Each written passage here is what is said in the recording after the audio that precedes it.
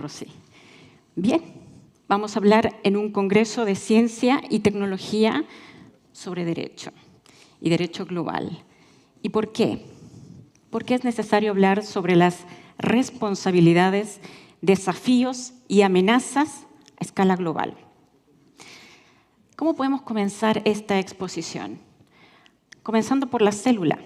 En cada una de nuestras células hay un mundo. Y no existe una disolución en la continuidad de lo que ocurre en nuestros micromundos y lo que ocurrirá después a escala global. En el derecho nos nutrimos permanentemente de las ciencias y de la disciplina. Abordamos temas de biología, por ejemplo, cuando estudiamos las causas de los problemas. Tenemos mucha vinculación con la química, por ejemplo, cuando ponemos el énfasis en los procesos.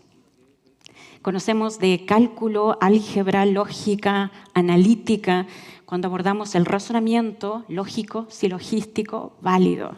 Y finalmente, también nos importa la física y la astronomía, porque en unos y en otros casos tenemos una vocación universal para leyes que puedan aplicarse. Y esto es el derecho global.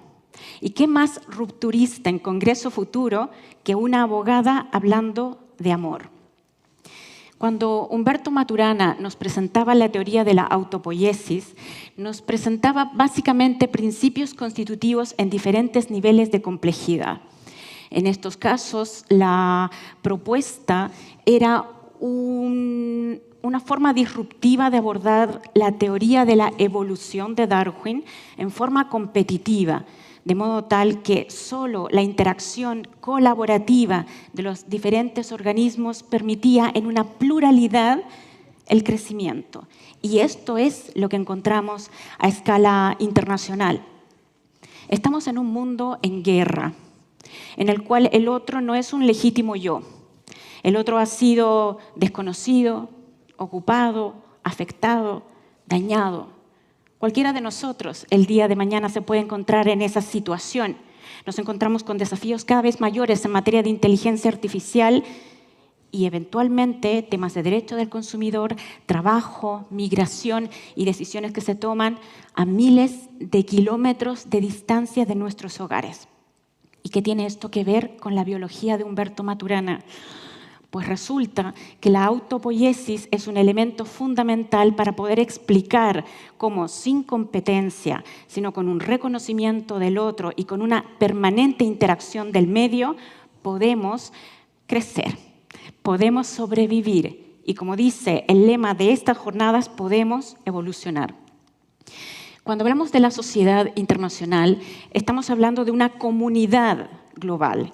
La comunidad global ha marcado diferentes etapas. Primero, desde un paradigma mecanicista que nos entendía todos como partes de un grupo mayor, a una teoría compleja de sistemas en las cuales la interacción y conocimiento del medio es fundamental. Y estamos en una jornada a propósito del medio ambiente. Pero es necesario volver a nuestros orígenes, a la casa común. Cuando hablamos de la casa común, nos estamos refiriendo a ese ámbito en el cual nos desenvolvemos. Sin embargo, desde el derecho existen tantos desafíos todavía.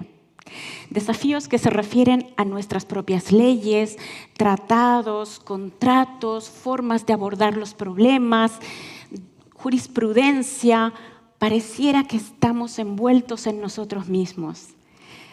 Es necesario ser un héroe para poder hacer un verdadero cross-border, para poder cruzar este puente, apoyados de la ciencia, la tecnología, pero sobre todo el reconocimiento del otro.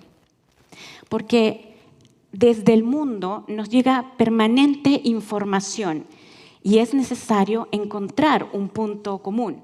Ese punto en común nos lo ha dado el medio ambiente. ¿Por qué el medio ambiente? Porque si observamos solo la relación que tiene Chile con Argentina, nos vamos a encontrar con que existen macizos, sistemas, cuencas como el Salado, Aconcagua, Maico, Yuyayaco, que son hitos fronterizos que determinan la aplicación de una ley en un estado versus el otro.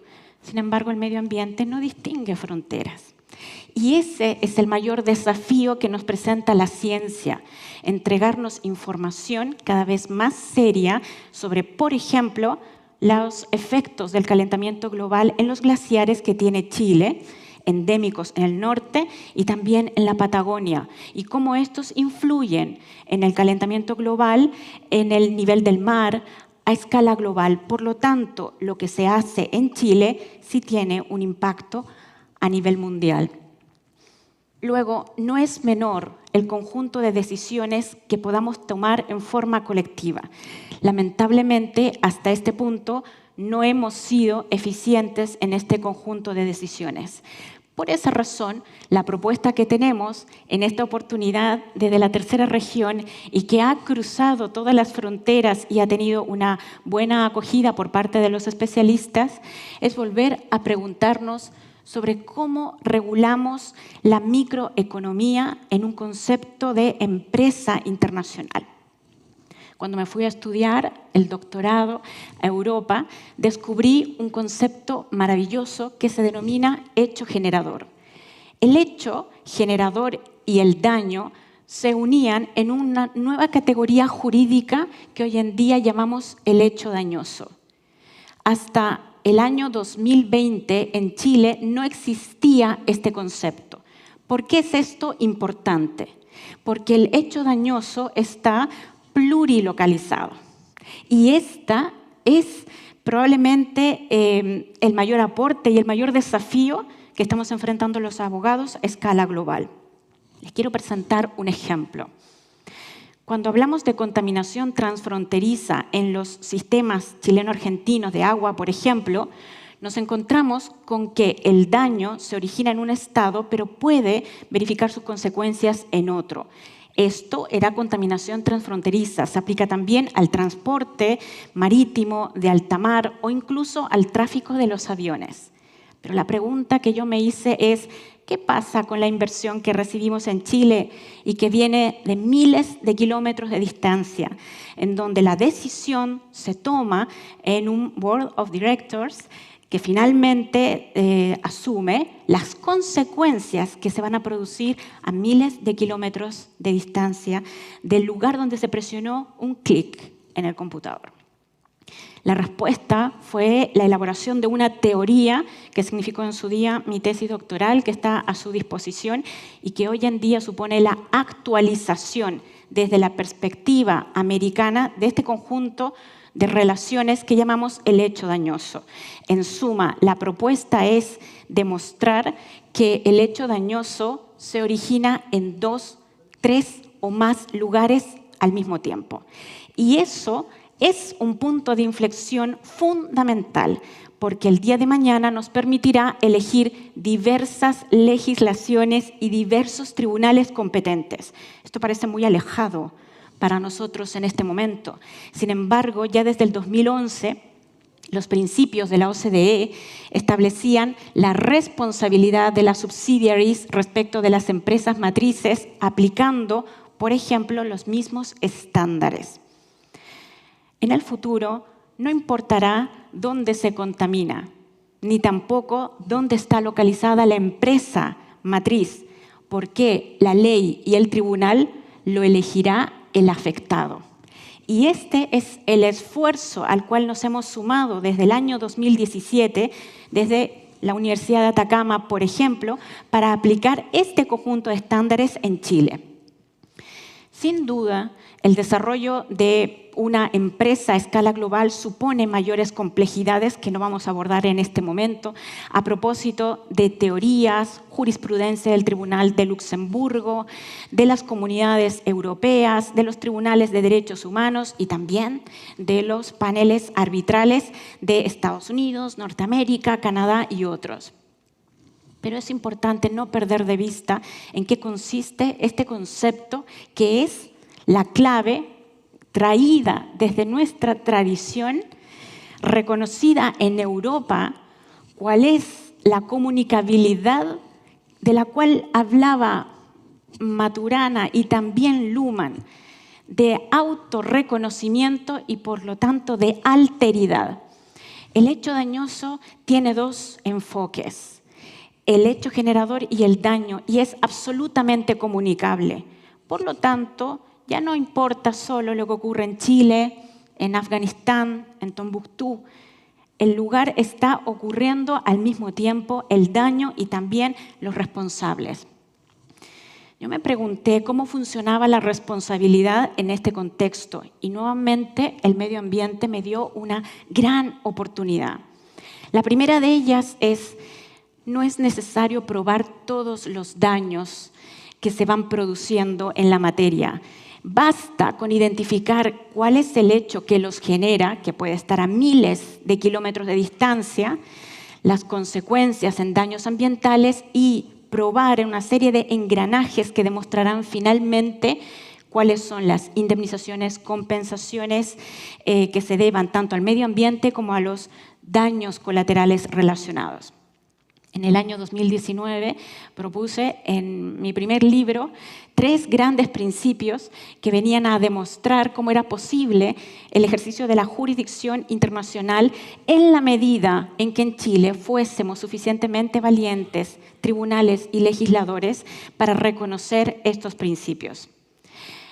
Evidentemente, son temas complejos que suponen un mayor desafío para nuestro país, para nuestros legisladores, y el año 2020 la Comisión del Senado y de la Cámara de Diputados recibieron un proyecto de ley desde la Asociación de Derecho Internacional Privado, en la cual tuve el honor de participar, con un capítulo completo sobre la responsabilidad extracontractual a nivel internacional, que es de lo que conversamos en esta oportunidad. Para terminar, ¿cuáles son los grandes desafíos en esta materia? Cuando un servidor se encuentra en Rusia, pero está lanzando noticias que pueden afectar la honra, la persona, la familia, a través del bullying o el ciberacoso a miles de kilómetros de distancia, se aplica el derecho global. Cuando se produce a través de la minería o de cualquier otra actividad productiva, extractiva, en un determinado país en vías de desarrollo, Brasil, Chile o Argentina, pero las decisiones se toman en Estados Unidos, Canadá, los fondos de inversión están en algún paraíso fiscal y la operación básicamente se encuentra en Europa, aplicamos este tipo de lógicas. ¿Cuál es, por lo tanto, la gran amenaza al día de hoy? Considerar que estamos en una pequeña aldea, en una pequeña región no conectada, en donde el problema es hacer una reforma legislativa, tal vez constitucional. No, esa no sería la solución. La solución en este minuto supone, por ejemplo, que los tribunales de Canadá, en el caso Nefsun versus Araya, condenaron a una empresa canadiense que estaba explotando la mina Bisha en Eritrea, en África, mina que había sido dirigida y financiada desde Canadá por violaciones a los derechos humanos, cuestiones de trabajo infantil. Todos convendremos que tal vez Eritrea no es la panacea de la protección de los derechos humanos, pero que el estándar que se vaya a aplicar allí sea el estándar canadiense, esto es derecho global. Finalmente, toda la movilidad de tráfico y financiamiento para la guerra hoy en día ha podido ser localizada y sancionada gracias a la apertura de muchos foros y a la aplicación de muchas leyes que han embargado fondos, por ejemplo, para el financiamiento de la guerra. Quiero terminar esta exposición dando gracias a esta maravillosa oportunidad que me ha dado la vida para poder hablar desde el derecho, la comunicabilidad con las ciencias, con todas las disciplinas, y a invitarles calurosamente a nutrirnos de esta dialéctica y, ¿por qué no?, hacer de entre todos una gran aldea global desde Copiapó. Un abrazo. Muchas gracias, Pía. Un gran aplauso a Pía Moscoso, una académica que además se ha caracterizado por trabajar decididamente por la protección también del derecho de aguas y de la conservación del